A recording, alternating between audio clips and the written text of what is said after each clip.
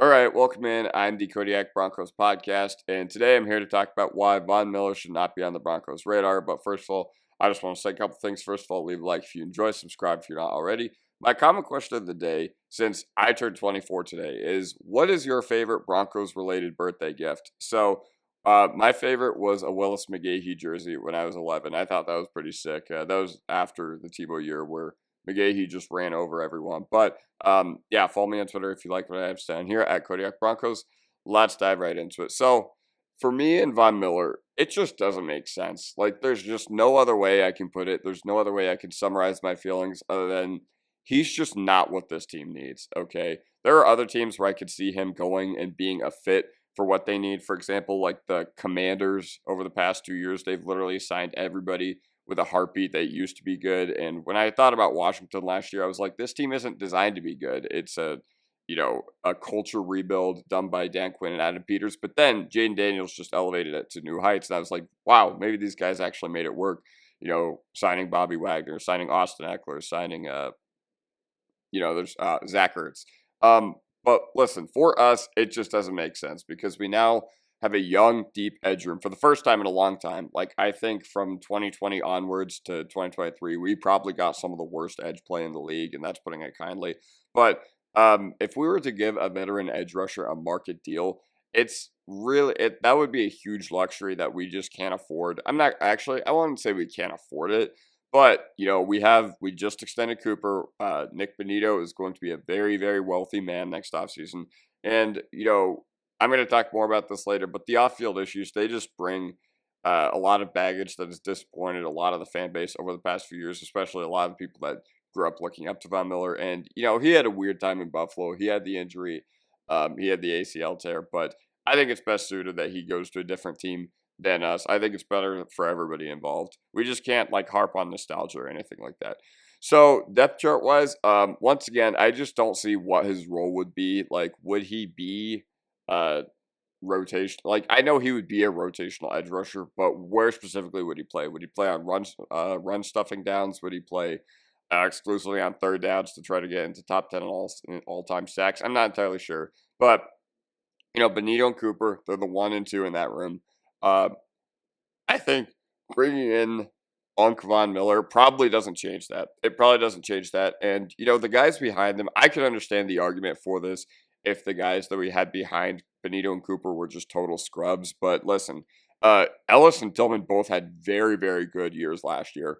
Ellis did really, really well, was on par, had production on par with some of the first-round edge rushers of last year's class.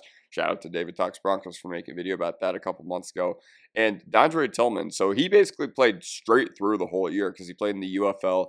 He had an NFL training camp, and then he played an NFL regular season. So the dude probably played 30 games last year, and he had an absolutely incredible year considering the circumstances. I would rather give those guys snaps rather than 77-year-old Von Miller.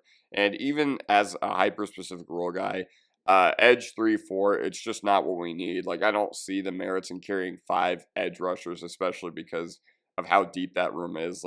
I just think it wouldn't, I know that you can never have enough pass rushers because you want to keep guys healthy. You want a pass rush that can just go, go, go. But once again, it's just not what we need, plain and simple. This kind of ties into that, but he would be a luxury because Cooper just got a second contract. Benito is going to be very rich soon. And I'm sure, okay, I know that people would just be like, well, if you sign him for a vet minimum, whatever. And I would just be like, okay, I'm sure that Von Miller would give us a hometown discount, wholeheartedly, with everything he's talked about the Broncos and how he talks about how he's still, he's probably still the president of the Broncos fandom. And, I'm not going to disagree with that. But again, the youth in the room, it's completely fine. We don't need Von Miller. And, with Von Miller, I guess one of the other arguments I see that for bringing him in would be, okay, does he have the ultra clutch trait? Can he close out games like he could earlier in his career?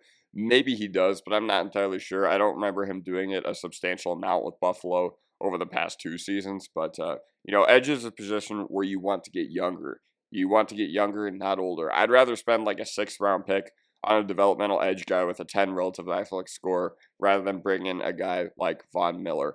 And, just speaking to the off-the-field issues, we as a fan base cannot realistically sit here and harp on the Chiefs for what they allow and the culture that they've allowed and what Andy Reid and Brett Veach allow in their building, even yesterday with the Xavier Worthy stuff, even though he won't be charged. But Rashee Rice, Tyreek Hill, all that BS that's gone on with the Chiefs off the field over the past few years.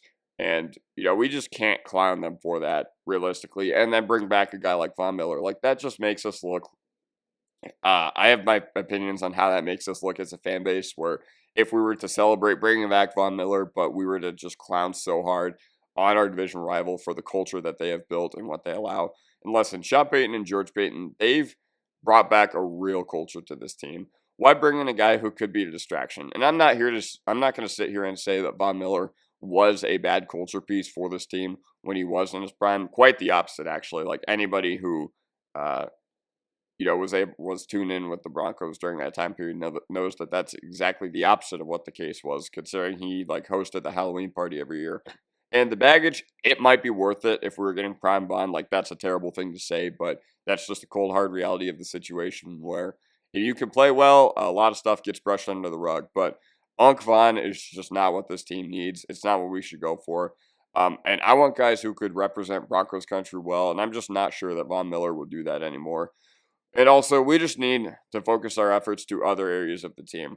Okay, we need inside linebacker, we need tight end, we need defensive line, we need running back, we need safety. So we need all those other positions. And with the draft capital that we do have, I would just prefer that we, go younger at certain positions. And once again, edge is one of those positions where if we want to bring in a guy, I'd rather bring in a UDFA or something like that. And listen, last but not least, it just does not make sense. It just doesn't make sense. I don't think it does. Once again, there's teams that need Von Miller more than we do right now. And ultimately, that is just how I feel. I don't blame anybody else for feeling the other way, but this is how I feel. All right, that does it for me. I hope we have an amazing free agency tomorrow. Leave a like if you enjoy, subscribe if you're not already, and I'll see you guys next time. Mile high salute.